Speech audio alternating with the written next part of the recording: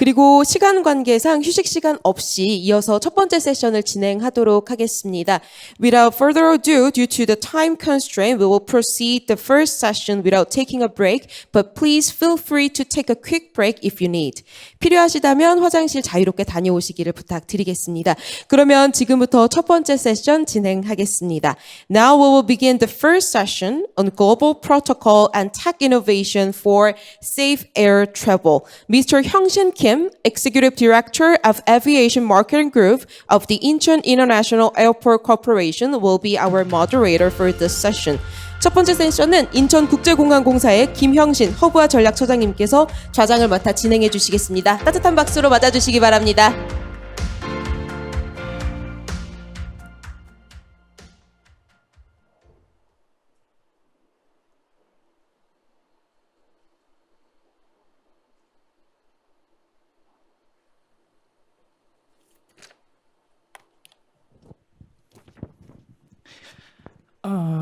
안녕하세요. 세션 1 좌장을 맡은 Ladies and gentlemen, I am Hyung-Shin Kim, Executive Director of Aviation Marketing Group at the Incheon International Airport Corporation. I will moderate this session. The topic of session number 1 is Global Protocol and Tech Innovation for Safe Air Travel.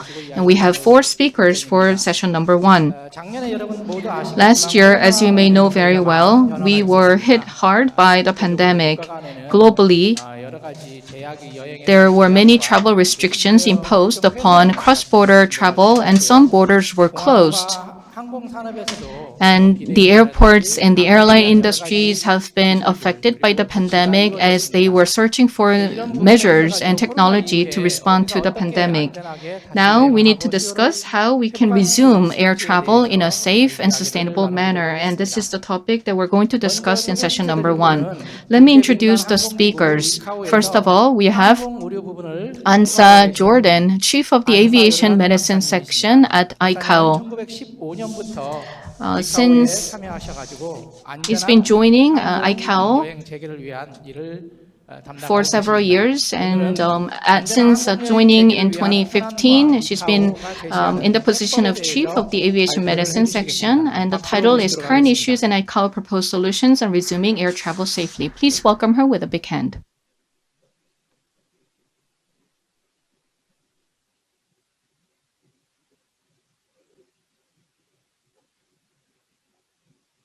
안사 요르단 박사님.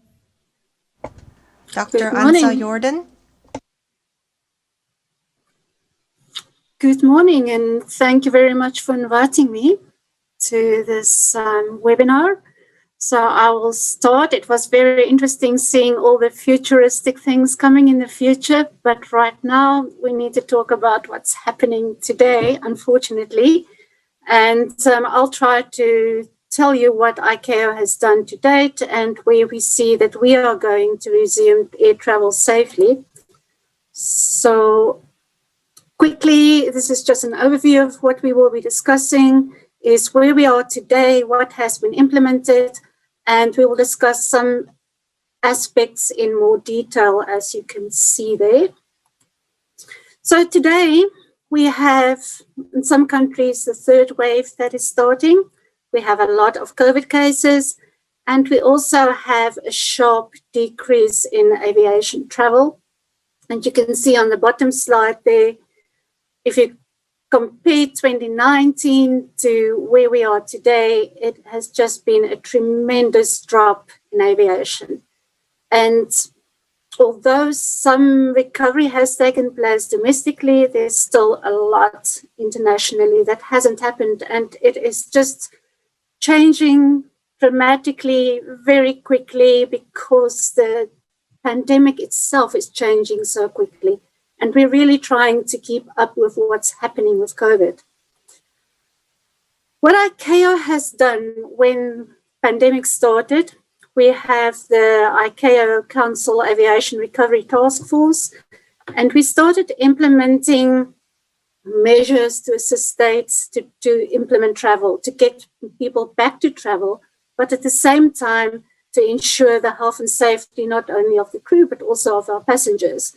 And in doing that to date, we have done 3 reports with key principles and then 20 recommendations. And as you can see there, it is related to all aspects of aviation. The most recent recommendations is really what we'll be discussing today, which is testing, vaccination, the public health corridors. That is supported by the takeoff guidance document, of which we have now published the third issue, which talks about the different modules. So you will have airport, aircraft, the crew and the cargo modules. But in addition to that, we also addressed the public health measures in detail.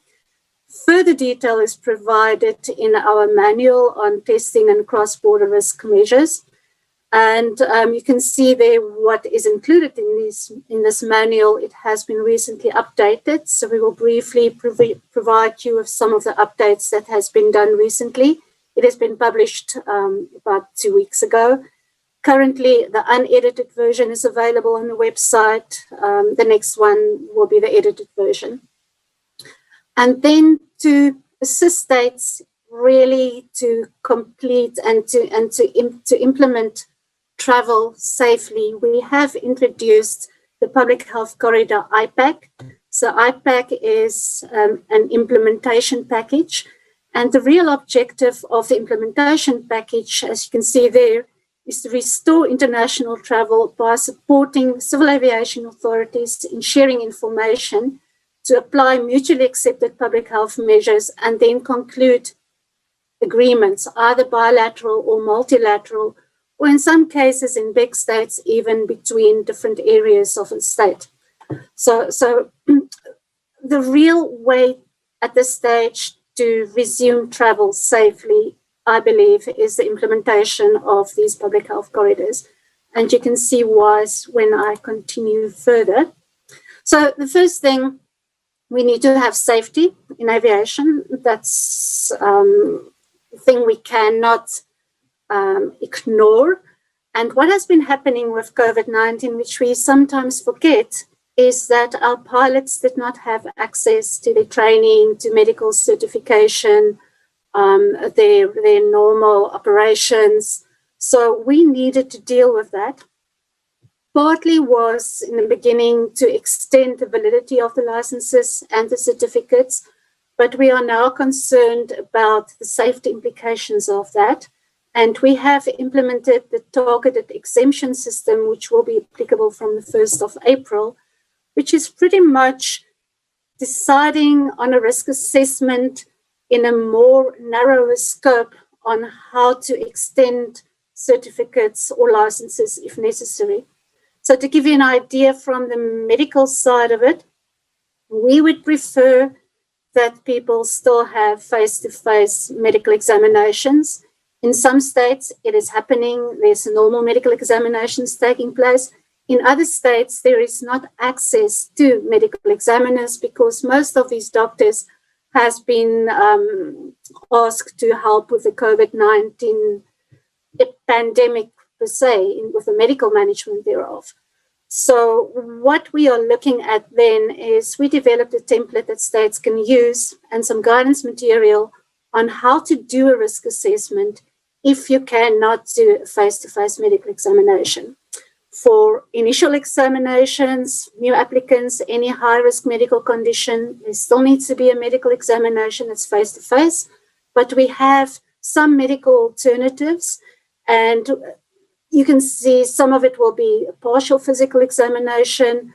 We are looking at telemedicine. Since COVID-19, telemedicine in general aviation, in general medicine has boomed in all areas. So that's something that we might be looking forward in the future is how do we implement or how do we integrate telemedicine within aviation medicine? And then there's also some health declarations that has been used. So these are things that we need to really monitor and see how to move forward on that. Protecting the passenger. We also need to look at the health and safety of the passenger and how to implement these different measures to protect them. So the only way to really do that is to follow a risk-based approach, and it has to be absolutely based on evidence. And the problem that we have with COVID, everything is developing so quickly, and we do not have all the evidence we would like to have to really have a proper defense mechanism in place. So we've been using the Swiss cheese model, and that has been included in our updated manual on testing and cross-border risk management measures. So we consulted widely. CAPSCA is a multinational global collaboration of medical personnel, public health, aviation specialists, other airlines, airports, all stakeholders in aviation, but also some other safety critical companies globally that helped us in developing these guidelines. So what we have updated in the latest edition is really a more aviation-specific risk management framework, as well as some testing protocols, vaccination protocols, and then we expanded the section on public health corridors. Our biggest challenge really at this stage is to keep it updated as technology develops and as the medical science evolves, because that is really happening very quickly. And I don't think we have ever seen so many aviation, medical, or even just normal medical publications published in such a short period of time. And it's really a double-edged sword, because in some cases we do not have peer-reviewed studies, and in other cases we have studies which we cannot use yet because it hasn't been peer-reviewed. So there's really a lot of information out there, and to manage to see which is the correct that we can use and which we cannot use and which we can distribute is really quite a big challenge for us. Going forward on testing, so how do we move forward on testing?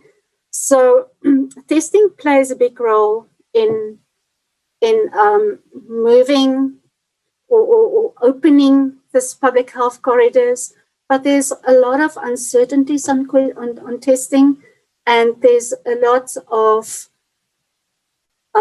different interpretations. So if we look at crew, for example, if we look at flight crew and cabin crew, if they travel across borders many times a day or in a week, we do not want to have them test with every time they leave a country or enter a country.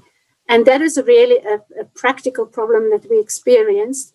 So in the new manual, we have decided to split the passengers and the aviation crew and to have separate risk assessment models for them on how to determine what needs to be implemented and what you could safely exempt pilots from.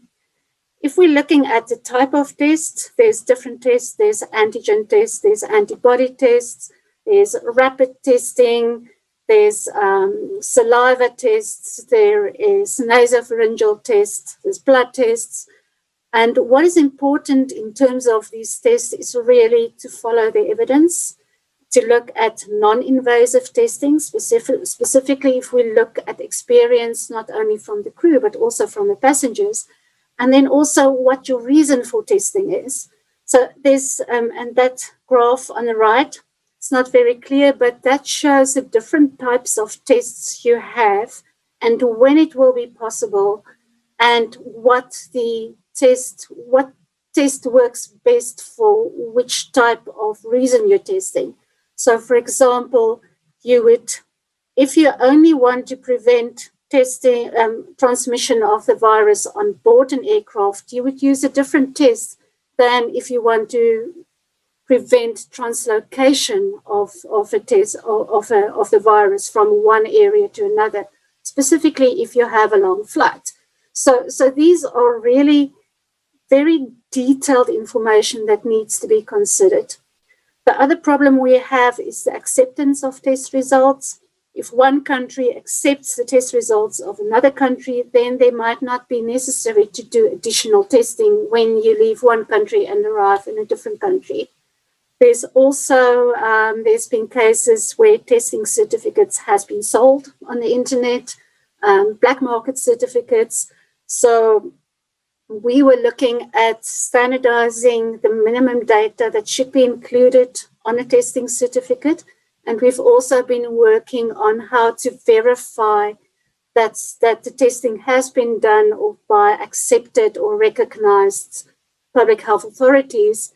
And then also the interoperability of these different exchanging information of the testing certificates.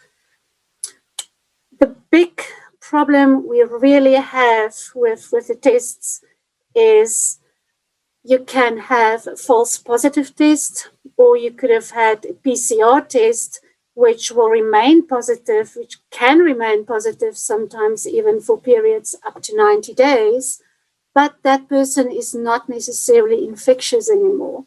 So it's very important to have all this background information and to have all the proper protocols in place so that you do not deny a person travel when he should not be denied, or allow a person to travel when he shouldn't be traveling. So it's really, there's no hard and fast rules here. There's no one size fits all. It's really what you're trying to achieve with the tests and then how you implement that. And that is really, can get quite complicated. Even more complicated is when we get to vaccination. So we know that vaccines reduce the number of cases. We know that it reduces the severity of cases. It also can reduce the mortality. But all these at the moment is individual protective effects. We all want to have vaccination rolled out globally as quickly as possible, because if we have a certain herd immunity, it means other people might also be protected from being infected by the virus. The other problem is the longer we take to have rollout of vaccines globally, the more chance there is for the virus to mutate. And that is these variants that actually causes the problems, because they might then be more transmissible, it might be more severe. So we really need to roll out vaccination as quickly as possible. In terms of aviation workers, WHO has implemented a roadmap according to priorities of vaccination. Aviation workers is in the third category, which means that they can be vaccinated when there's moderate vaccine availability and when 21 to 50% of the national population has been vaccinated. The problem with vaccination at the moment is there's very unequal access globally, so not everybody has access to it. And we really have to have a global coverage, because it is still easy to transmit the disease from one point of the globe to another point of the globe. The other issue that's important for us in aviation is we need to ensure, or we need to enable services to ensure public health services. Aviation needs to continue to supply medicine, equipment, essential services from one point to another. So that's why it's really important that we decided that we have to encourage states to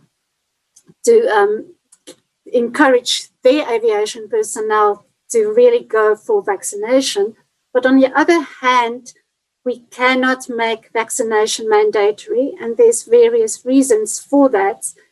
And that, in turn, means that we do not want to talk about immunity passports or vaccination passports, because that gets it into another different and very difficult area that we are not yet ready in a position to address. Because even though we know that a vaccine will protect an individual, we do not know at this stage whether it prevents the transmission of the virus. So you might be vaccinated, you might be protected, but you might still transmit the virus to someone else. And until we have more detailed information on that, we really cannot say that we have immunity. Even if we are vaccinated, we do not know yet how many antibodies, how the antibodies work. Is you generate antibodies, but is it really protecting? And if it is protecting, for how long will it provide you immunity? At this stage, there is such a lot of discussion where antibodies could either not protect you after vaccination, or it could protect you up to 8 months. And we really need more studies to be very sure of what is happening. And like everything else, it will be like a Gauss curve, where you will have people that would be protected for 6 months, some might for 8 months, some might not be protected. And the other issue also, if you have had if you have had COVID-19, if you had the disease, we also don't know to what degree you are immune from being reinfected again. And you might be immune from the virus that infected you, but if you have a mutation, we also don't know how long will you be immune to that mutation. So there's a lot of things that science cannot tell us yet. And the only way for us is to continue monitoring what's happening, to continue updating our tools, continue updating our guidance material. There are some states at the moment that says if you have been vaccinated, you can enter the state and you don't need to comply with quarantine. It's really no harmonization at the moment. And it's really just because we do not have the science to support that. So in terms of public health corridors, this is the way going forward. So what is a public health corridor? It opens routes either between cities, regions, or states. And it's basically based on the recognition of public health measures by both states, and then them entering into an agreement, bilateral, multilateral, so that I can travel from state A to state B. And then if I have been tested in state A and I get another test in state B, I might have a reduced quarantine, or I might not be tested in state B. So it's really about the recognition between states. And the more corridors we open, the more we will be open to travel more globally. But again, we have to look at the health and the safety of both the passengers and the crew. And we also need to ensure essential services. And one problem that I think we're not paying enough attention to is really the mental health of people and human behavior. It's just humans are not machines, and that really has a different effect on how we approach things and what we see as important and not important, and what we're willing to say or not say. So really, the human element should not be forgotten in this pandemic. In terms of the public health corridor, the IPAC we have introduced now. So you can see on the left-hand side the objectives, and it remains the same. We want to have continued flight. We want to mitigate the spread of disease. We want to protect health and safety. And we want to resume normal travel. And to resume normal travel, we need to have harmonized public health risk measures. And the IPAC, you can see the objectives there. I don't think we have much time, so I'm not going to discuss that. But going to move over to the status we have at the moment is in the manual. We have included a lot of information on public health corridors. And ICAO has developed the Public Health Corridor app, to which all states have access to. And that actually gives states the opportunity to enter into discussions on what public health measures they recognize, which ones they're willing to accept, and then it also generates a public health arrangement or a type of a MOU between states where they can open these corridors between states. Our first rollout to states for the IPAC is expected the 3rd of May. And you can see here, it just gives you a brief overview. So there's different annexes. So Bolivia can say, I want to travel to South Africa. If you have a direct route, you can do a direct route. If you want to stop over between in a different place, then you can put that in this app. Then you can look at the epidemiology of each of these places where you're going to see whether you feel it's safe to travel there or not. States also has the opportunity to, in this epidemiology, to determine their risk. So they can look at the testing percentage that's being tested, of people being tested in the state, the number of positive cases, and all of those can guide them. It gives them a traffic light of the state would be red to travel, this one will be orange, this one will be green. So the state can decide, if I travel from green to red, I might not need to put as much measures in place as if I travel from red to green. So it's really up to the state to enter into these arrangements. And then, as I said, in the end, it generates an agreement between the states where they can really start opening travel again in a safe manner. And that's really what we want at the end of the day. So this is my last slide, just a brief summary of what our challenges are, how we're trying to really address those. The first thing really is communication. It's communication within a state. Aviation authorities need to speak to public health authorities. They need to speak with the customs and immigration people, with the airlines, with the airports. Everybody needs to be on the same page in resuming air travel. And what we have done to date, we've had the recommendations from court. We did a survey. We also got feedback from states to see what their needs are and how to address that. And we will be having a high-level COVID conference in September this year. We will be discussing this in more detail. Then the other problem was the differentiation between passengers and crew. Nobody wants to be needlessly or continuously exposed to testing. And you also don't want invasive tests, and you don't want more tests than what is necessary. So we are trying to address that. Then what our biggest problem probably is really it's a dynamically changing environment. The variance comes up. The states do not always report or cannot keep, do not have enough surveillance to keep on reporting it very quickly on what the state really is. So the only way for us is to really look at the scientific developments and to be able to update things as quickly as it happens.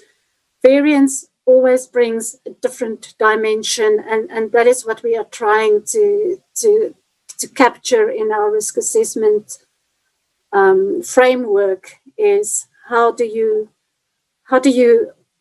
if you have a more virulent strain or a more transmissible strain, what do you need to do and still maintain this global connectivity? And then the complexities relating to testing, we spoke a little bit about that. The same with vaccination. I hope and I think that we are really moving forward with the vaccination. There's more studies coming out reporting on the protective effects for symptomatic disease, for the severity of the disease, for mortality. There's some early evidence, especially if we look at what Israel has been doing, who has now vaccinated more than 50% of their citizens. There's early indications that it could prevent, and I don't want to say prevent transmission, but it can prevent reinfection for the individual. So that will be a game changer. If we can have the evidence that it actually also mitigates the spread of the disease, then we will be able to manage this pandemic in aviation, at least, or any transport area in a good way. But we're not there yet. We do not have that evidence yet. The standardization, we discussed that. And then the most important thing really going forward is when to lift the restrictions. People don't want to travel, leaving point A, arriving at point B, and now there's different tests that he wasn't aware he needed to do when he left country A.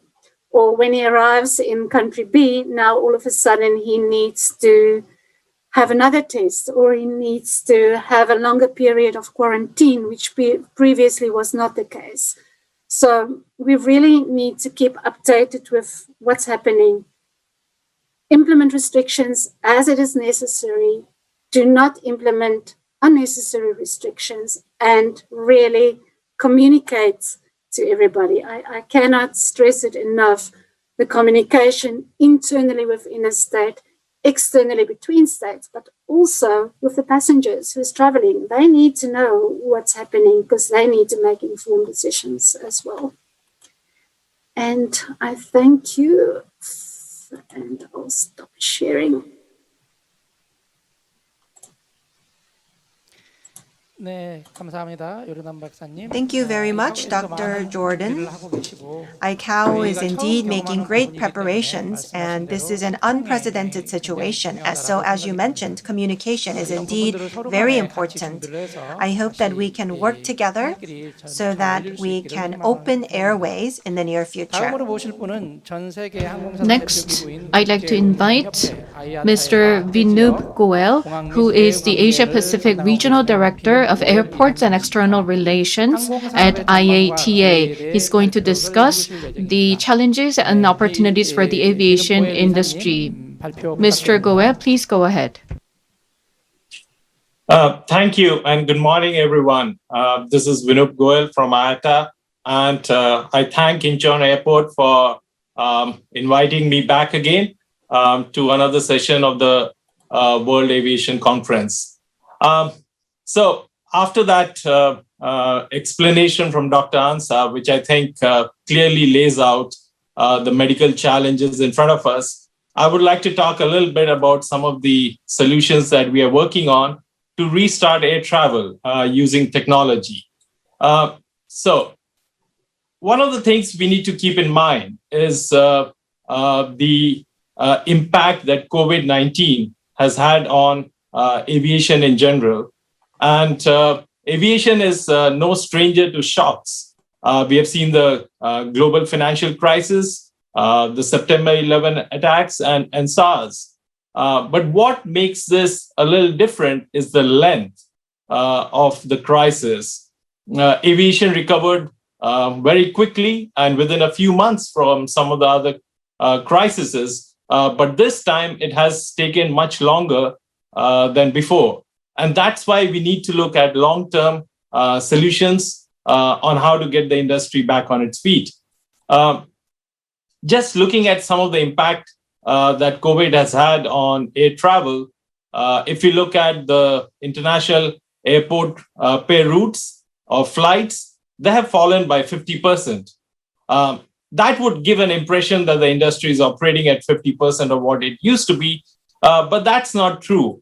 If we look at passenger volumes, the passenger volumes have dropped dramatically, and they're down and this keeps changing, but they're down anywhere from 60 to 70 or 80%. And if you look at Asia Pacific, international air travel is down to 5% of what it used to be. which tells us what is the scope of the challenge in front of us. And why is that? If we look at international travel and we compare that with the border restrictions, you can see that travel falls as restrictions increase. And in Asia Pacific, we either have some countries which have totally closed their borders or closed it to certain regions, or have quarantine in place from anywhere from 5 days to 14 days, with the most common model being the 14-day quarantine. Now, if you talk to passengers, a 14-day quarantine is as good as keeping your borders closed. You can't do business. You obviously can't go for vacation if you have to spend the first 14 days in quarantine. And that is why the key challenge for us when we talk about reopening borders is we need a clear roadmap. Governments have a very legitimate reason and a valid reason to keep borders closed when they're trying to keep the virus out. But again, going back to Dr. Ansa's presentation of the use of testing and vaccinations, there are some tools to get borders to reopen, to give passengers the confidence to fly, and to give governments the confidence that reopening borders can be done in a safe and responsible manner. Part of it is having some harmonization of testing certificates, establishment of vaccination certificates in which WHO, ICAO, Iata, and a number of agencies are working together. And one of the solutions that we have is the use of the Iota travel pass, which I shall talk to in a little more detail. What we are talking about when we say roadmaps is we think governments should establish some clear KPIs or clear stage gate measures, which are dependent upon vaccination rates within the country, which are looking at some of the infection rates, and then come up with different steps on how they would open borders incrementally. Our aspirational goal is that globally, by the end of 2021, borders would have opened without quarantine, while still recognizing that there could be other restrictions in place. This is not a hard target, but an aspirational target that we think we in the industry can work together with towards that goal. We think when we talk about technology, IATA has come up with the IATA Travel Pass framework, and I'd like to spend a little more time talking about it.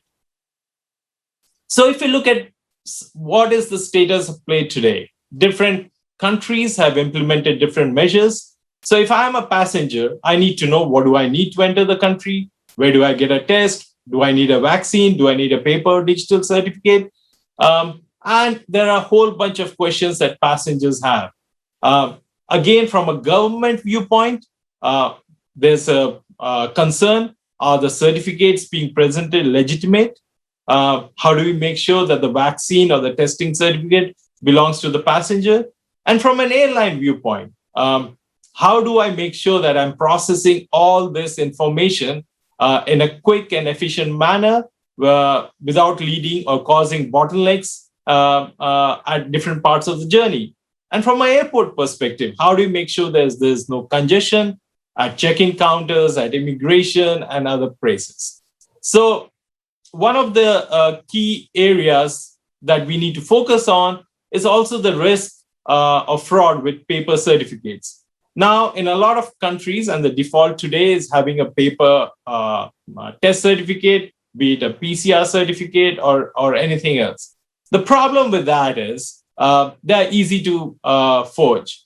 And we have seen enough reports of the availability of fake certificates. And the problem with that is fake certificate just leads to a breakdown in the system because it can lead to a spread of the virus and can lead to a loss of confidence in the overall system. So IATA has come out with a digital solution. There's some key criteria that we set out with. It has to be secure and private. It has to be accurate. It has to be verifiable. And it has to have some link with the current travel processes and also, more importantly, the travel processes of the future. So the way IATA has done that is the IATA Travel Pass has 4 modules. First of all, there's a registry of health requirements across the globe. Now, if you look at any 3 or 4 countries, you'll find that there are 4 different models in terms of the restrictions or the requirements. Now, imagine having to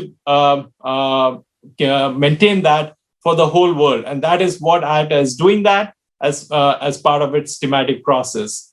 We also need a registry of all the testing and vaccination centers that people can go to and get a reliable test or a vaccine. We need a lab application so that the laboratories can issue a digital certificate to the passenger, and then an IATA Travel Pass app, which is essentially a wallet where the passenger stores his or her digital identity, verifies that the test and vaccination meet the regulations, and then is able to share that information with the airlines or agencies or government that need that information. So the whole ecosystem works in a digital and in a privacy protecting manner. The passenger is at the center of it. All the information is kept with the passenger, and we make sure that the passenger has the ability to share that information with whoever he or she wants to. There's no information stored in the cloud, and all the interactions with the different agencies, with the lab, and with the government is in a seamless manner. Now, one of the things that we look at this is that this travel pass will essentially enable a contactless travel journey today, which is very important in terms of the hygiene and efficiency. But then it'll form the framework for a digital journey in the future, because as passengers and airports and governments and airlines get used to processing digital identity and digital certificates, this can well be the catalyst that is needed to enable a digital biometric-based journey in the future. Many airports and many airlines have been trying that for a while, and even Incheon Airport has been part of the IATA One ID process. But we feel that this can be the catalyst to enable mass travel in the future using, say, your face for the biometrics. But we can't do this alone. We need government support. First of all, we need governments to ensure that the regulatory framework allows for the use of digital certificates. Unfortunately, we have some places around the world where a paper certificate is mandated. And unfortunately, Korea is one of the places where the rules require a paper testing certificate. Now, we are working with the government in Korea, with the health agencies and with the Ministry of Land Infrastructure and Transport to try and get acceptance of digital certificates, which we feel is very essential to ensure that the certificates are secure and to enable efficiencies in the process when mass travel returns. So we need cooperation from the different government agencies. And lastly, and this is my last slide, airports have a key role to play in this process. We are happy to see that Incheon Airport has been a trusted partner for airlines and for IATA for many years. And we are committed to partnering with airports, like-minded airports in Korea and across the region to enable this journey to happen. Because first of all, we need to work together to make sure that the biosafety measures are implemented in line with the ICAO card guidance. We have to cooperate to work on passenger facilitation initiatives to enable biometrics and to enable solutions like the IATA Travel Pass and the contactless processes at the airport. So it's a journey that we all need to take together. Yes, the virus has led to border controls. There is a legitimate reason that governments have for these restrictions. Let's all work together to ensure that we can reopen borders in a safe and secure manner, and also get confidence in the passenger and the governments to restart international air travel. With that, I thank you for the opportunity, and if there are any questions, feel free to email me at the link below. Thank you. Thank you very much, Mr. Goel, for your impactful presentation.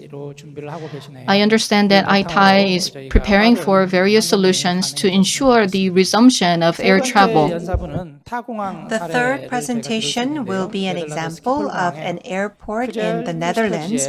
We have with us Director Kloosterziel of the Schiphol International. He will speak under the topic of a path to recovery, building back better. Good morning, everybody. My name is Kjell Kloosterziel. I'm a director for Schiphol, looking after the international business of the Royal Schiphol Group.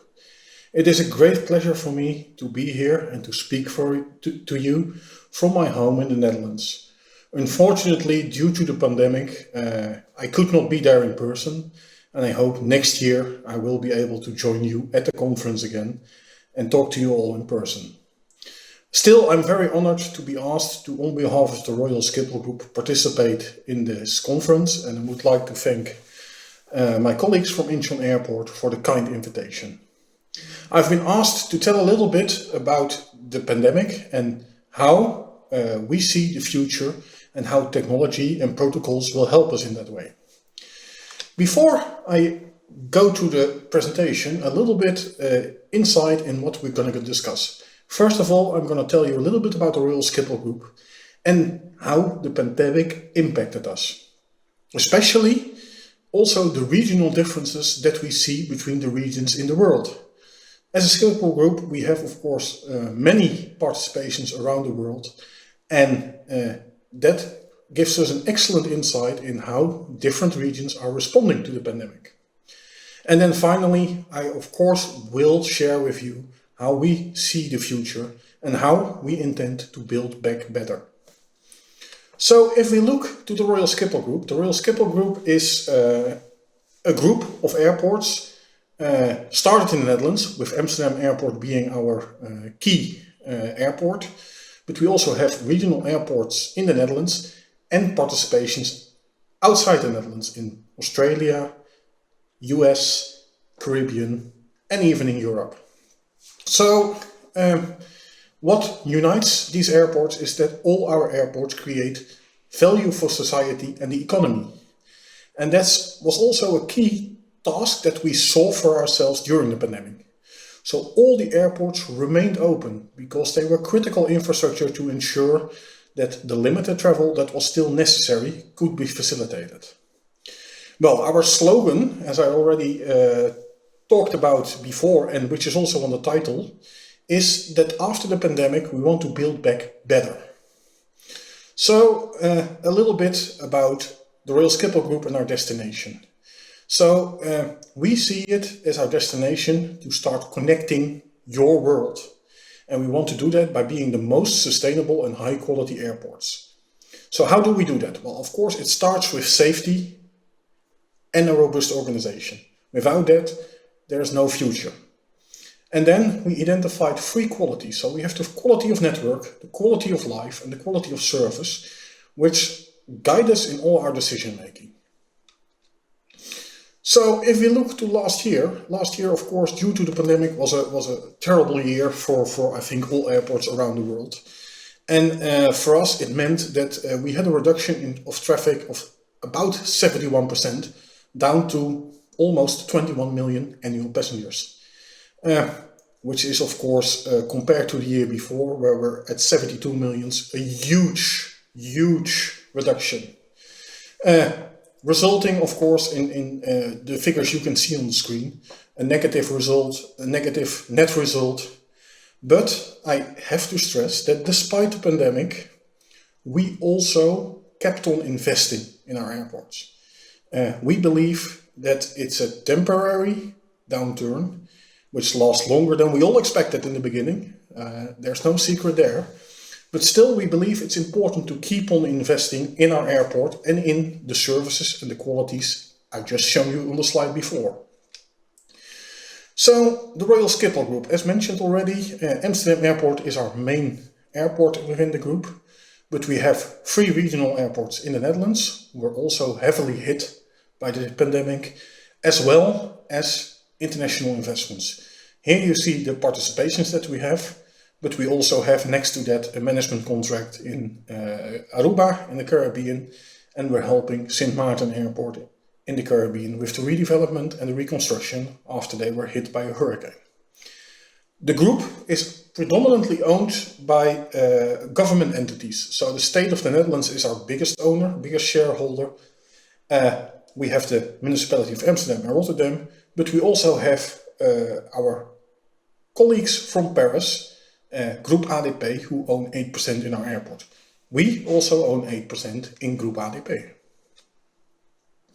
So the group of airports, why do we think it's important? Well, we truly believe that within the group of airports, we can learn from each other and make sure that we don't reinvent the wheel twice, which is of course a key thing. And also during the pandemic, it proved to be very helpful. So here you see some topics that we have established knowledge groups on, and knowledge groups are groups of experts who virtually come together and exchange knowledge on topics, and who can find each other when they are struggling something or they want to get more insight on how are other airports dealing with it. They can call each other. So it's very simple. It's an app group of experts. Also in the COVID pandemic, we established very rapidly a COVID-19 knowledge group where we shared experiences. It on one hand helped the people at the airports understanding what's happening, how are others dealing with it, what type of measures do we implement, what type of measures do they implement. But it also helped in streamlining protocols and sharing knowledge on how those were developed and what was the reasoning behind it. So the insight from the Netherlands on how the European Union was dealing with it helped the people in Brisbane also talking to the Australian government and the other way around. So if you now look to what the pandemic meant and how it affected the different regions around the world differently. So as mentioned, the impact was unprecedented. I already shown you the numbers for 2019. Here you see a small repeat, but it was a huge impact, and it still has a huge impact. Because in Europe, we're still not out of it. We're in the 3rd wave. We started vaccinating, and the signs are positive, but we're still at an extremely low percentage of traffic. So if we look towards the traffic development over time, this is a very telling slide. So here you see in the blue line Amsterdam Airport, you see in the greenish line Hobart Airport in Australia, and in the purple line you see John F. Kennedy Airport, and then specifically Terminal 4, where we are the operator. So obviously I think all airports experienced a huge drop in traffic in the March-April period of 2020. And as you can see, Hobart Airport was hit very hard. Well, that on one hand had to do that it's a relatively small airport, predominantly, completely domestic and predominantly a leisure location, a leisure destination. So they were hit very hard. And in that sense, it's good to realize that Australia, the summer and winter periods are of course opposite to what we experience in Europe and also at Incheon, South Korea. So you see, then gradually over the summer period, we saw some upturn at Amsterdam. Actually, summer period was quite okay compared to what we expected. But then we saw a downturn again in Amsterdam. While in Hobart, Australia, you see that at the end of last year, travel restrictions, domestic travel restrictions were reduced or completely abandoned. And you see the traffic ramp up very, very quickly. That on one hand had to do with, already explained, that it's a holiday destination and a lot of people want to go on holiday but cannot go on holiday internationally. So they look for a domestic location, for which Hobart is of course very interesting. But as you can see, after the peak in November, December, you also seen it go down a little bit. And that had to do with some spikes and some closures again from different states in Australia. America, so John F. Kennedy Terminal 4, New York, you see a deep dip and then a gradual recovery. So as you can see, the differences are quite, there are quite some differences between the different airports. It had a lot to do, of course, with the regulations and the policies put in place. So if you now look ahead and we look towards the future, as mentioned, we want to build back better. That's especially true for Amsterdam, where we had some years of unprecedented growth over the recent years. And we think we can do better than copying that again. So although the outlook looks still uncertain and we're still not out of it, as I mentioned already, we hope and we expect that by 2023, 2025, we will be back on the levels of 2019, early 2020. At Schiphol, we generated a lot of cash by issuing bonds to ensure that we can remain liquid, we can ensure the liquidity is okay, and we can continue to pay our invoices. And so how does the future look? What's our focus? Well, it's focused on safe and responsible travel. That almost started immediately when COVID hit us. So looking at how to ensure a safe environment for our passengers and our staff and people working at the airport. So COVID-proof airport. Testing and vaccination are critical items in that. So knowing what's happening, but also trying to minimize the impact by having vaccinated people at the airport is critical. We're focusing very heavily on a travel protocol to ensure that international traffic is aligned, that the requirements and the conditions for travel are all aligned. And that's a key focus. And it has not been easy within the European Union in that sense. And international coordination is key and is ongoing at the moment. And I think we're all making good steps there. But still, there are a lot of differences between the different regions.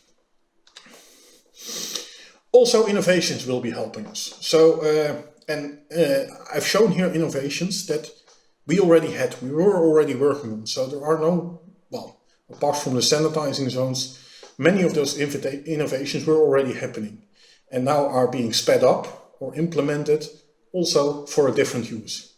So a key thing we're looking at is seamless flow. Basically making the experience of the passenger touchless. So through facial recognition, iris scan, etc., they can move through the whole process from arriving at the airport, check-in, boarding pass control, security control, passport control, to even boarding at the gates. We're running trials with this at the moment at Schiphol, and it looks very promising, and it's a key thing we keep on looking at. It requires a lot of coordination. There are a lot of issues with it, of course, and a lot of challenges still to be solved. So, but it looks promising. Then, of course, we have the sanitizing zones, which we created at the airport to ensure the safe and healthy environment. Then we also used our Wilbur software where previously we used it to monitor the occupancy in the rate. We now lowered the number of people allowed in an area, and we can take measures earlier. So we measure how many people are there to avoid that the 1.5 meter distance, which is applicable in Europe, is not being met. So it's an important tool for us to keep on monitoring what's happening and taking corrective actions by opening additional lanes or diverting flows through different areas. Then another one, which people might not automatically think about, is the anonymous passenger bridge. It started, of course, creating a higher quality, lower cost solution. But by not having people in the bridge anymore, we can also expose our employees less to potential exposure to the virus. So by making less touch points and less closer contact, we try to ensure a safe environment for our staff. So as mentioned, international coordination is key. As you see, Australia is picking up, US is picking up. That's partially being explained by the fact that those airports have a large domestic component. So our focus has been to work with the Dutch government on making travel possible again and creating travel confidence. What we see is that it's not only the rules that keep people safe, but it's also very important to create confidence among the passengers that they are willing to travel again. If people travel and they're not sure whether they can get back or whether they get stuck somewhere and how that's going to be solved, then they are less likely to travel. So creating that travel confidence is a very important element of the protocol and of the international cooperation that we're working on. By ensuring consistent measures, by ensuring how we go about when an outbreak happens, what do we do, how do we do it? Consistent measures, as I already mentioned. And the aim is, of course, to create a clear and consistent framework for the passengers, for the employees, for the airports, and the airlines, so everybody knows what's going to happen if. Then a little bit forward-looking. How do we see the future? How do we see 2021? Well, although we're not there yet, we anticipate and we hope that mid this year, travel will resume and will ramp up pretty quickly. Of course, driven by holiday traffic and the vaccinations. If vaccinations are key in order to achieve this. So we expect recovery will start in the summer. There are still a lot of uncertainties and dependencies, amongst others the deliveries of vaccines to the Netherlands and to the other areas. And we keep on focusing on safe and responsible travel. So I hope this has given you a little bit of an insight in how at the Royal Schiphol Group we respond to the pandemic, how we look at the pandemic, and what we see as the challenges going forward and how we face them. With that, I want to thank you, and I would like to give the word back to the chairman of this session. And I look forward to seeing you all in person next year again. Thank you very much. 네, 클루스터지엘 Thank you 이사님 very much, 감사드립니다. Director, for your 저희도 presentation. 스키폴 공항의 사례를 참조해서 We will 많은 도움이 take 될것 the 같습니다. Schiphol group into consideration and is indeed very helpful. The last presenter is Mr. Joe Leader, CEO of the Airline Passenger Experience Association. He's leading APEX and also IFSA. Mr. Leader, please go ahead. Thank you very much, Mr. Kim. I appreciate the introduction. Today, I'm going to be speaking to you about an experience here and what we have done with Apex Health Safety to help advance all of our airlines around the world. When we talk about some of the hesitation in travel, one of the things I can share from the United States is their numbers are now back up to 2/3 of what they were during the same period in 2019. I flew twice this weekend myself with my family, and it's almost getting back to normal. Here in Atlanta, Georgia, I've been vaccinated for over a month, but they now have it so that everyone age 16 and up can be vaccinated here in the state. That's occurring over much of the US. So I think we're going to see a very robust recovery as more and more travelers have easier access to vaccinations. And some of the peer-reviewed studies that we're anticipating show that there is not the transmissibility risk with vaccinated passengers that are asymptomatic, but we're waiting for those to come out, as Dr. Ansa was speaking about earlier. As we go through today, what I'm going to start on is why there needs to be a global standard for airlines in terms of health safety, how this standard was created by utilizing peer review and our medical board. What is the process that Apex has taken all of our airlines worldwide going through certification, and quickly going through some closing points and questions and answers as time allows. Ultimately, as a 483-member international airline association that's been here serving our world for the past 42 years, we have worked to tackle our industry's central problem of encouraging a real return to air travel. There's been a lot of stop and start, and we want for this to be a smoother rise for all of our airlines worldwide. The relationship with Simplifying we turned to because we needed in 2020, I addressed the US Congress 1 year ago this month and was the first industry executive to come before Congress and speak about COVID-19, how it was affecting our airlines, and likely outcomes as this went forward. A lot of our predictions and a lot of what we gave as guidance in February of 2020 came to fruition, but one of the most helpful things was Simplifying had already conducted an airline pandemic roadmap that was ready in March 2020. They had done this for one of our international airlines, were kind enough to make it available so that we could implement it as a safety roadmap for all of our airlines. The obstacles that we as an industry have to overcome are fear of air travel, airlines competing against one another on travel safety, which does not really adhere to our thoughts and our guidance as an industry, and a lack of coherent industry standards for health safety. There have been travel blockades, quarantines, business travel liabilities, and a maze of personal travel insurance understanding.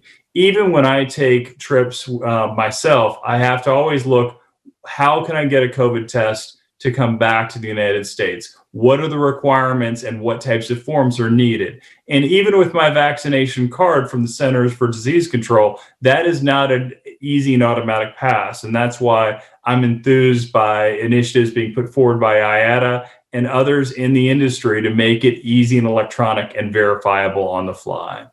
We've been working at providing peer-to-peer reviewed medical doctor, scientifically based quarterly updates to assure passengers of the highest standards, making this about the customers.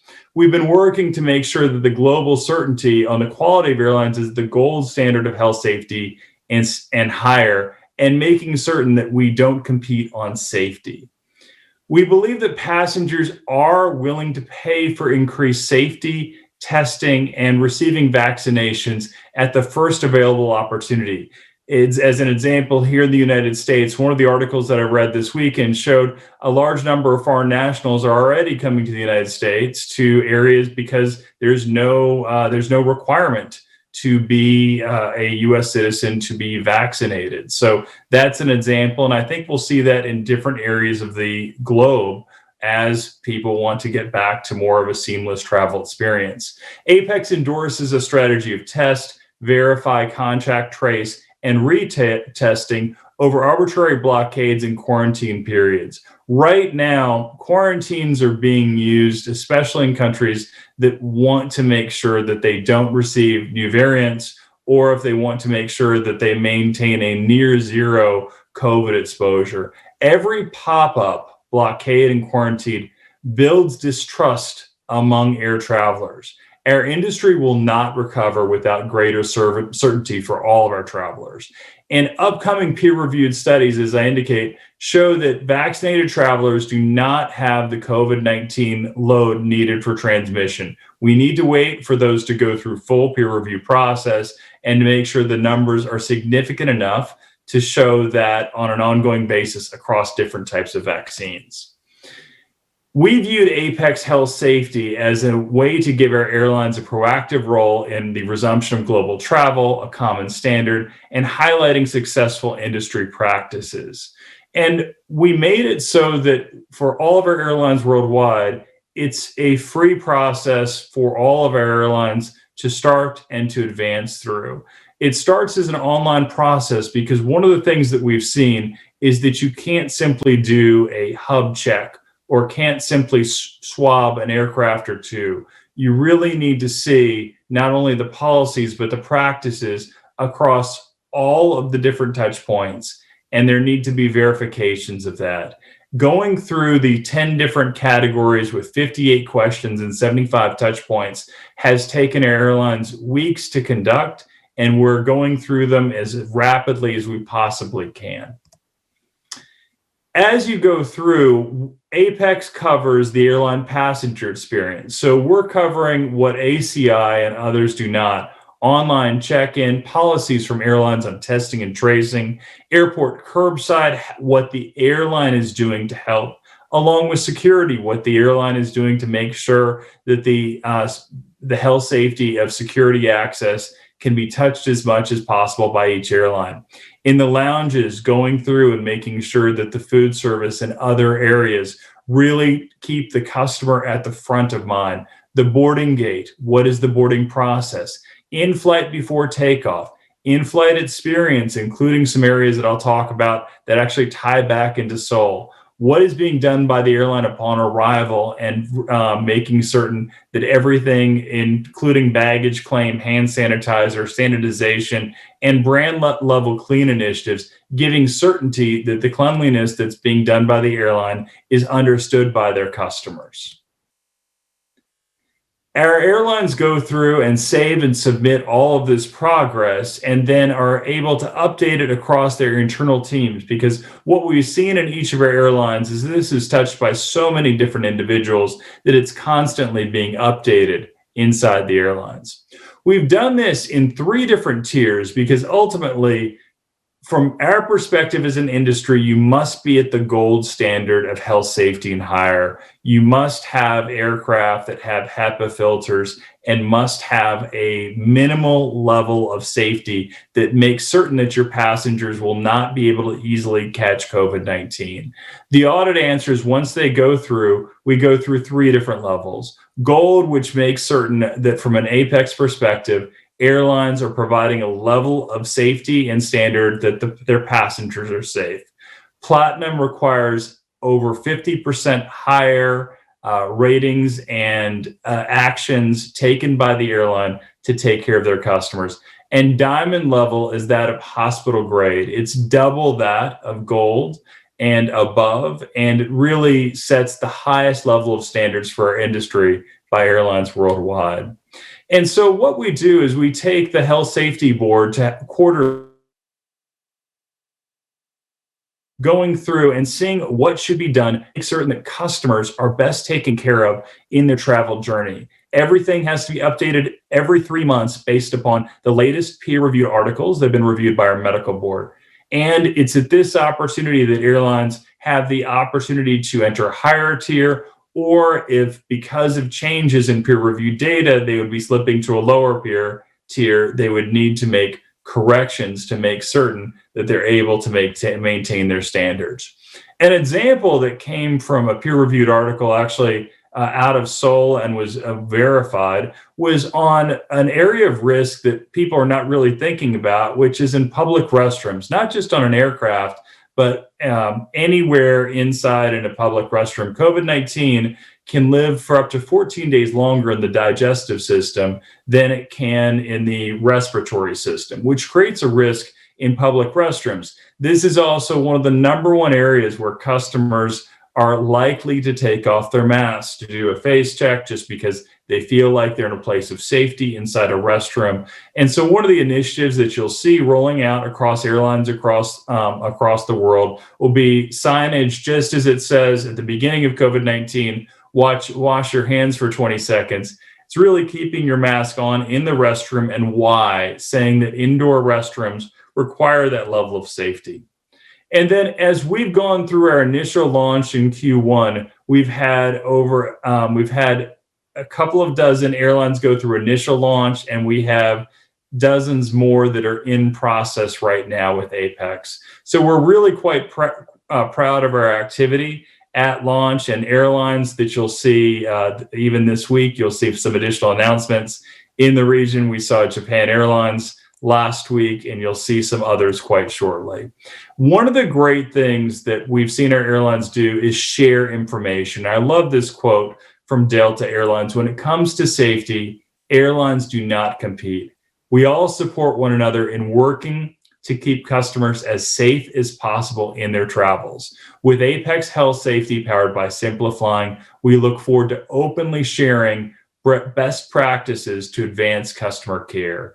One of the things that we have a responsibility to do as an industry, working with our colleagues, is making certain that airlines do not replicate the same lessons, the same expenses, that we share all the information possible to make certain that we beat COVID-19 as quickly as possible. And so ultimately, we at Apex are working on health safety to accelerate the return of safe air travel. One of the initiatives, as I was hearing from Schiphol talk about biometrics, is that right now our different biometric providers are getting towards 95% accuracy with face masks on, which is key. When I traveled in the United States yesterday and today, I'm able to do actual retina scans so that I don't have to take off my mask. I'm identified simply by looking into a device. It recognizes me, recognizes that I'm authorized to travel, and I simply go through. Those types of things of not making passengers take off their mask keeps them safer all through their journey. So we're seeing airline certified and travel trending strongly upwards in regions where travel is allowed. We really believe that updated guidelines will increase passenger confidence each quarter. That communicating how air travel can be done safely across international borders will really advance our future. And the mechanics and consistency from airport to airline to destination are critical for our success. I looked today when I landed, I saw the Korean Air flight that had come in from Seoul to Atlanta, and I thought about this conference that I'd be addressing tonight. It's still Sunday night here in Atlanta, but I really want to thank you for taking the time to invite us, to bring us together, and I look forward to answering any questions from any of our airlines or really from anyone in the industry as we work to advance health safety in a COVID-19 world. Thank you very much. Thank you very much, Mr. Leader, for your presentation. We were able to understand the 3 different levels of accreditation for health safety. Thank you. We have heard from 4 speakers, and we have 3 that have joined us online. Let us have a short Q&A session. In Korea, we are just about to have lunch, so please keep that in mind and keep your answers short. First question goes to Dr. Ansa Jordaan, and this is a question from Unji Lee. Airports have thus far put a lot of effort into ensuring that passengers can use airports quickly and conveniently. However, as COVID-19 emphasizes health and quarantine aspects, there may likely be conflict between the previous important values and the current values. What should airport operators prepare to satisfy both quarantine and customer service satisfaction?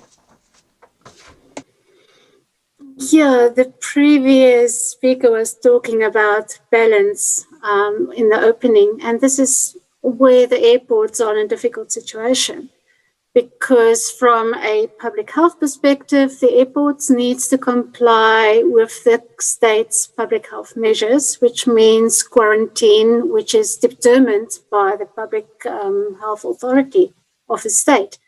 On the other hand, the passengers wants to have comfort, they want to have ease of movement, but they still want to feel protected, both health and safety-wise. So it's really a balance between the two.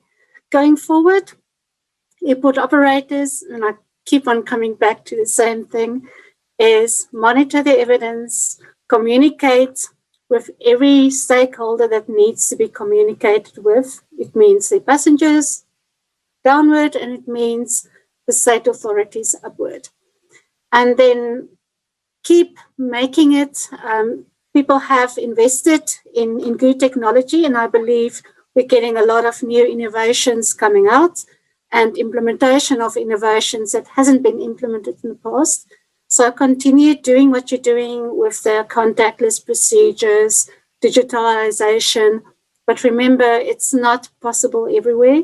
So it's a difficult balance to keep, but really you have to look at health and safety from the passengers, but also you have to comply with your state requirements. And yeah, that's all I can say on this one. Thank you. Thank you very much for the answer. The second question is directed to Mr. Goel from Jiyoon Kwak and Sang-hee Lee. Here's the question. Given the vaccination trend, people living in underdeveloped countries are likely to get vaccinated later than those in developed countries, and there are some people who refuse to get vaccinated. And the vaccine passport, if it is introduced, it may lead to social discrimination. So what is your view on this? Thanks for the question. And, it's probably better answered by Dr. Ansa. But from an IATA viewpoint, we do not want anyone to be excluded from air travel, right? So, vaccination is one way of managing risk. There are other ways of testing and other measures that can be taken. So it's a matter of doing the risk analysis and making sure that the risk is managed. And every country will have a different view of looking at it. But our view is that vaccination can't be the only means to travel. It has to be a combination of vaccination and testing and other measures. But the end goal should be to make sure that everyone is allowed to travel, but with different procedures and restrictions. Thank you. 네, 감사합니다. 마지막 질문은 Thank you. The final question goes to Mr. Leader from Apex. 김혜진님께서 This question was submitted by Hye-jin Kim. 대면으로 해서 여러 가지 서비스 Currently, there are many contactless services being applied, 연세가 많으신 분이나 but if you can think about senior citizens or those who never used the airport before may have a hard time managing and using the contactless services. So how can we address this challenge? That's a great question. One of the things that we like to think about is how seamlessly customers can go in front of something and have it just work.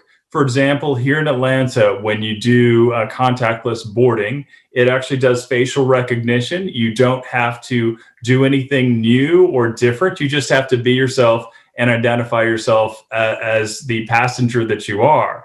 If it's that easy when you go up to, for example, touchless baggage check-in, or when you go through international gates that we have here in Atlanta, across the US and at different airports around the world, that's going to give confidence to older travelers that might not like technology quite as much. But ultimately, we all need to embrace anything that can minimize touch points and maximize health safety during this pandemic and moving forward. I think you'll see it well embraced by passengers regardless of age. 네, 세 분 답변 모두 감사합니다. 이제 시간상 여기에서 마무리를 해야 될 것 같습니다. 오늘 화면으로 이렇게 함께 해주신 연사분들과 그리고 청중단 모두 빠른 시간 안에 저희가 모여서 얼굴을 보고 즐거운 시간을 가질 수 있는 날이 오기를 희망을 합니다. 함께 해주신 모든 분들께 감사드리고 저는 여기서 물러가도록 하겠습니다. 감사합니다. 네, 좌장을 맡아 진행해 주신 김형신 Thank you very 차장님과 much 또 to 분야력을 Mr. 나누어 Kim 주신 Hyung-Shin, 연사분들께 and thank 다시 you 한번 to the 감사의 speakers 말씀드립니다. for your Thank you comments. for the outstanding discussion, all the speakers and our moderator. I'm sure the various opinions from all the speakers will be very helpful for you to step closer to the innovation and integration of the aviation industry. Thank you very much for joining us from the start of the conference. And now let us have a break and we will begin the session 2 and 3 at 2 p.m. In session 2, we will talk about aviation demand recovery and boosting revenue in the post-corona era. And in session 3, it will be about mobility revolution and transformation of the air transport paradigm. So please be back at 2 p.m. Thank you.